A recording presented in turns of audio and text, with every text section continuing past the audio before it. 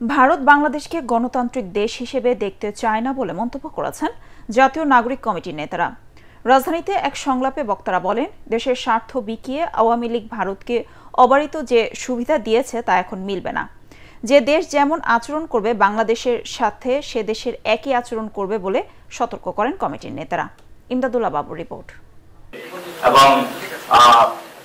বিভিন্ন শ্রেণী পেশার মানুষের অংশগ্রহণে জুলাই বিপ্লব পরবর্তী বাংলাদেশের পররাষ্ট্রনীতি নিয়ে দিনব্যাপী জাতীয় সংলাপের আয়োজন করে শিক্ষার্থীদের রাজনৈতিক প্ল্যাটফর্ম জাতীয় নাগরিক কমিটি। আমাদের ফরেন পলিসি হতে হবে মোর ইনওয়ার্ড লুকিং। এতে শিক্ষাবিদরা বলেন, ভৌগোলিক অবস্থানগত কারণে আসিয়ান ও সার্কভুক্ত দেশগুলোর প্রায় ৩০০ কোটি মানুষের মধ্যে সেতুবন্ধন তৈরি করতে পারে বাংলাদেশ, যার কারণে গোটা বিশ্বের নজর এখন বাংলাদেশের দিকে।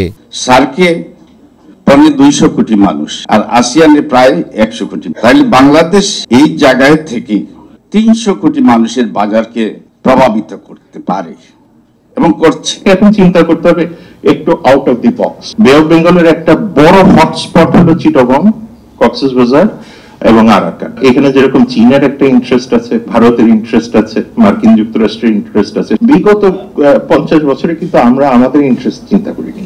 অনুষ্ঠানে রাজনৈতিক দলগুলোর প্রতিনিধিরা জানান, ফ্যাসিস্টদের মতো কারো তাবেদারি নয়, প্রতিরক্ষা এবং ব্যবসা বাণিজ্যের বিষয়টি মাথায় রেখে পররাষ্ট্রনীতি সাজানো হবে। আমাদের ব্যালেন্সিং অ্যাক্ট করতে হবে।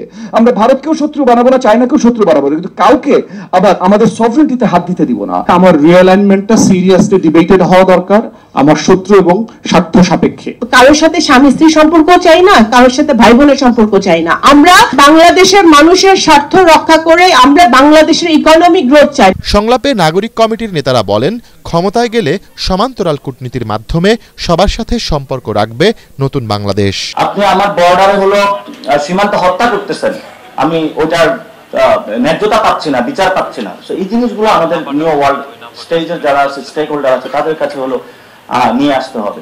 আপনি এটা কি দিয়ে বিচার করবেন? আপনার এখানে তো শুধু সারাদিন ইন্ডিয়া বিরোধী স্লোগান দিলে এটা দিয়ে আপনি কোনো কিছু বিচার করতে পারবেন না। তাদেরকে স্পষ্ট করে একটা কথা বলতে পারি, আপনাদের অ্যাপ্রোচ আমাদের প্রতি যা হবে, আমাদের অ্যাপ্রোচ আপনাদের প্রতি তাই হবে। এতদিন আমাদের চিন্তা ভাবনাটা হয় একদিকে ভারত কেন্দ্রিক ছিল, আরেকদিকে চায়না কেন্দ্রিক। আমাদের দৃষ্টি আর কয়েকটা বা ২-৩টা দেশের মধ্যে সীমাবদ্ধ থাকবে না। ইন্টারেস্টিংলি ইন্ডিয়া বাংলাদেশে জানুয়ারির আগে, এই ২৪শে জানুয়ারি আগে ইলেকশন চাইতো না। পুরোটা ব্যাপারই আছে যে বাংলাদেশে একটা ডেমোক্রেটিক স্টেট হিসেবে দাঁড়াতে না দেয়।